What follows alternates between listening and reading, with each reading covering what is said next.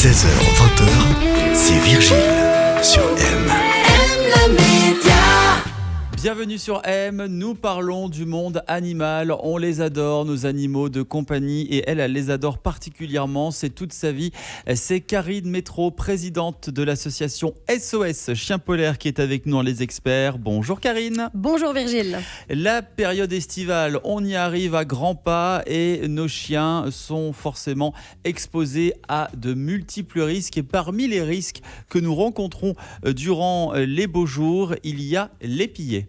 L'épillet, ouais. Alors c'est quoi l'épillé concrètement ? Je ne connais pas moi. L'épillet, c'est vraiment une toute petite partie de végétal qui est bien sec. Et quand c'est sec et bien dur, en fait, ça se met un peu partout. Ça se prend dans les poils des chiens. Alors, la partie où on les voit le plus, nous, c'est par exemple autour des yeux, ça peut être dans les oreilles, dans le nez, où là, du coup, c'est évidemment vétérinaire. Où est-ce qu'on peut trouver ça ? Dans les forêts ? Dans tous les Espace endroits. Ouais. avec de la végétation. Ouais. Imaginons, on fait une petite balade avec son chien et puis le soir, il a des épillés autour des yeux, par exemple. Qu'est-ce qu'il faut faire ? La première chose à faire. Alors, s'il y en a par exemple autour des yeux, le nez, les oreilles et tout ça, et par exemple, alors les yeux, il faut pas toucher, mais par exemple les oreilles, si on arriverait vraiment à tout enlever, avec une pince à épiler. Ouais, on peut essayer, mais le mieux quand même, moi ce que je conseille, c'est d'aller chez le vétérinaire, qui puisse voir pour être sûr de bien tout enlever, que ce soit dans les oreilles, dans les yeux, clairement, dans le nez, pareil, et puis être sûr qu'on ne laisse pas un petit bout, parce qu'après, ça peut rentrer dans la peau. Et ça peut migrer, ça se promène sous la peau et il peut rentrer à la patte. Donc ça entre se dans le sang. retrouver au cœur. Ouais, ça navigue. Mmh. C'est assez affolant. Juste pour les protéger, on peut mettre des petites chaussures. Si vraiment on doit aller dans des endroits où on est vraiment obligé de passer par là, on sait qu'il y a plein d'épillets, on peut déjà mettre des petites chaussures. Ça évite un peu les infiltrations de ces épillets par les pattes, c'est déjà pas mal. Des chaussures, donc on va tout simplement dans un magasin de chaussures. Oui, on va dans un magasin de chaussures pour chiens. D'accord. En général, c'est plutôt les magasins d'aliments qui vendent ces chaussures, mais ça peut être pas mal et prendre quelque chose d'assez résistant pour pas que ça rentre. Eh bien, on apprend tous les jours. Et oui. C'est Les Experts, c'est fait pour ça. Exactement. Nous allons parler d'un autre parasite, un autre phénomène que l'on rencontre assez régulièrement durant la période estivale, ce sont les algues bleu-vert.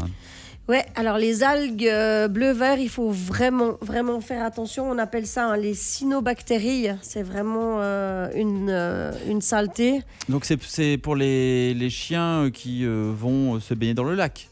Algues.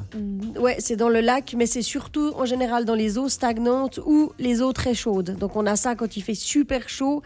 Certains endroits qui d'habitude sont plus ou moins sains, avec cette chaleur, ça active tout ça et ça devient vraiment terrible.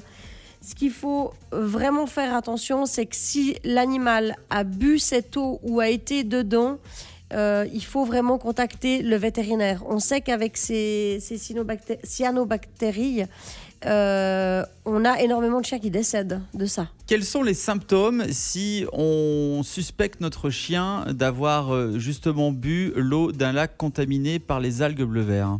Alors, on peut avoir des vomissements, des tremblements, de la fièvre et des convulsions. Sachant que dès qu'on a les premiers symptômes, il faut vraiment contacter le vétérinaire parce qu'on est déjà dans quelque chose... Un stade avancé, quoi. Oui, un stade avancé.